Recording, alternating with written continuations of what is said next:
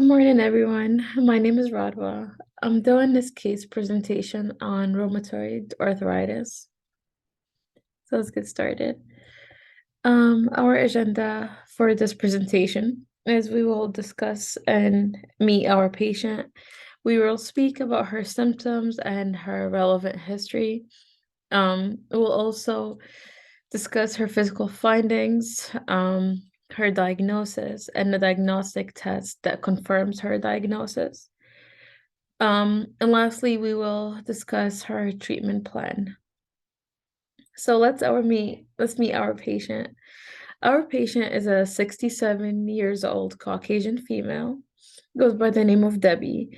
She has no significant past medical history.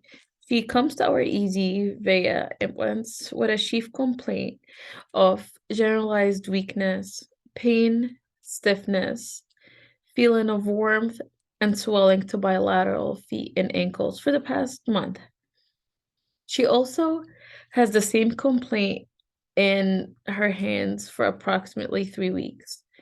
Upon further evaluation, it is noted that her symptoms are worse during the morning and are precipitated by manual work, especially when she gardens.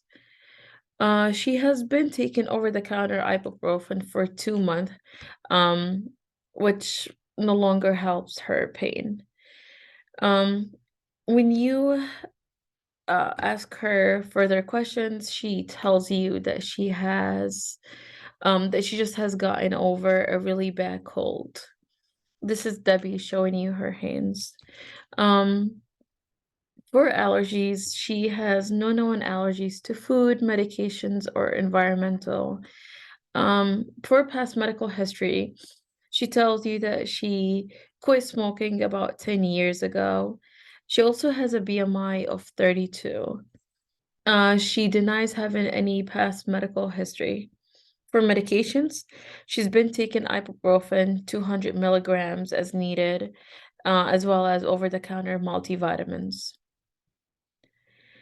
Physical examinations, for vital signs, all her vitals are within normal limits. However, for her focused assessment, reveals that she has bilateral tenderness, swelling, and warmth to her ankles. She has bilateral swelling of the digits in her hands with slight limitation of motion. She has no nodules or deformities that were noted at this time. So she is diagnosed with rheumatoid arthritis, and we'll focus on her signs and symptoms. She came in complaining of weakness. She has stiffness and swelling in her hands as well as her lower extremities, and also with the warmth. Because of her age, she's over 60 years old. The fact that she's a female and her BMI is over 30, which puts her in obese side. That is a reason to precipitate her developing rheumatoid arthritis. Also, the fact that she used to be a smoker and she has just gotten over a viral infection also increases her chances of getting rheumatoid arthritis. For the diagnostic testing, a provider would have to review her symptoms. They would conduct a physical exam on her. They'll take her to do X-ray as well as MRI, and they would get some lab tests on her. Lab tests, however, they do lack sensitivity and specificity for rheumatoid arthritis, specific factors. The results can be elevated, but it can be also due to other diseases. Therefore, the lab tests are done in a way that it's to rule out other diagnoses, not so much to diagnose rheumatoid arthritis itself. Some providers will consider completing a hepatitis screen as a rule out. They'll do hepatitis A, B, C, as well as TB skin test, just as a rule out. Providers may also order blood work, CBC, CMP, with ESR, anti citrulated protein antibodies, rheumatoid factor, C-reactive protein. If any of these come back abnormal, these lab results may indicate a high level of systematic inflammation. Another lab that's actually beneficial in the diagnosis of RA is anti-CCP antibody test.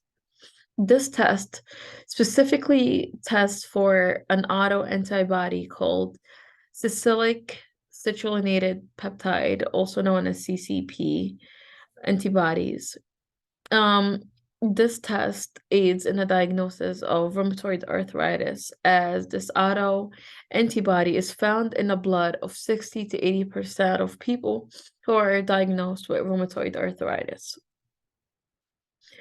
Another way to help us really diagnose a patient who has rheumatoid arthritis is this table right here, which is broken down into 4 segments, which is the joint involvement, how many joints are involved, are they the big joint or they're the small joint, or really based on the CCP results and acute phase reactant, and the duration of the symptoms.